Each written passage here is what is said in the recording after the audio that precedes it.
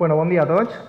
Nosaltres som Sucemar. Tal vegada molts no ens coneixem. El nostre àmbit d'actuació estem ubicats en la Ribera Alta, en Alberic, encara que prestem servici i recollida en molts municipis. Més enllà d'això tenim diverses divisions de l'empresa, de l'àrea de negoci. Passa la diapo, per favor. Tenim una experiència avalada de més de 47 anys, tinguem flota renovada de camions, tinguem una divisió d'obres també molt potent i més o menys la nostra missió és donar una solució integral a totes les problemàtiques que ens poden sortir dels clients. Esto seria un poquet el nostre mantra en l'empresa, la gestió ambiental, serveis urbans, neteges especials i també la divisió d'obres, com bé vos mencionava abans. Tinguem una planta nova que tindrà uns 5 anys, que també estem potenciant, en la qual siguem especialistes en gestió de residus d'enderrocs, encara que de tema d'industrials també gestionem prop. Aleshores, tinguem capacitat d'una solució íntegra a tota la cadena de gestió dels residus, de la recollida fins al reciclatge o eliminació final. L'objectiu, com no podria ser d'altra manera, és el d'intentar reduir la gestió de residus, reduir la producció de residus, posant molt el foc en la prevenció i en l'optimització en la gestió, en la recollida sobretot. Estem gestionant actualment unes 20.000 tones anuals, només de municipis, més enllà de les aproximadament 60.000 tones que estem gestionant en la planta, i ens avalen més de 700 clients privats, 46 municipis que gestionem i 65 clients públics, de gaire públic. En el que implica el motiu de la presència en aquestes jornades, nosaltres arrepleguem residus en la mancomunitat de municipis de la Canal de Navarrés, que van des de Bicorb fins a Estubeny, i actualment tinguem una recollida porta a porta, una recollida en càrrega trasera. Tinguem experiència també en recollida porta a porta, passa la diapositiva, per favor. Com va ser, per exemple, l'experiència que tinguem en Orba. Serem de les primeres empreses que van prestar el servei porta a porta en la Comunitat Valenciana, tenint un èxit de segregació molt elevat. Els datos que ha presentat Eugenio Cámara parlen per si soles. Per exemple, els municipis que gestionem, directe o indirectament, a través de les mancomunitats. I aquest és el cas d'èxit que vos parlava d'Orba. Sí que és realitat que és un municipi xicotet, aleshores diguem que l'impacte que genera és del veí, és palpable a simple vista, l'alcalde estava molt content en aquesta època i sí que l'impacte en les dates de generació va ser molt alt. Per exemple, el 85% van aconseguir separar en origen. Aleshores, una solució molt adaptada a les realitats, sobretot en pobles i municipis xicotets.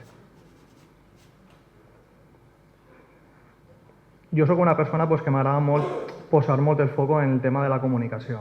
Crec que la comunicació en el tema de gestió de residus és clau, perquè moltes voltes el desconeixement de la gestió de residus implica que aumenta el contenidor, resta. No sé dónde va esto, lo he hecho aquí, que encima desaparece.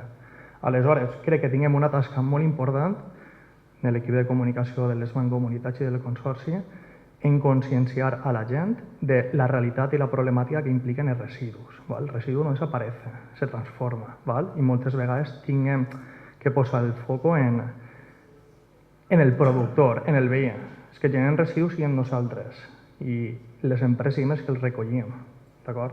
I les campanyes de comunicació que sí que posem en els municipis en els quals prestem la recollida integral de residus. Jo incidiré als gestors públics, alcaldes, secretaris, tècnics, que no tinguin por en potenciar les campanyes de comunicació. Sembla que dins del contracte és una partida com que tengo que ponerla porque me obligan, però crec que és una forma molt potent. Els sistemes de recollida estan tots inventats. El 5è contenidor, 6è, 7è, podem col·locar 15 contenedors, però si la gent no té intenció de depositar el residu allà on toca, estem fent una feina en balde. També prestem servicis de neteja, el que us he comentat, tota la cadena de valor del residu, neteja, gestió, recollida, etc. Després dit que l'empresa sí que és És una àrea tal vegada més desconeguda, també prestem servicis de neteja industrials, tinguem 2 equips d'alta pressió i de succió, les famoses mixtes, d'acord?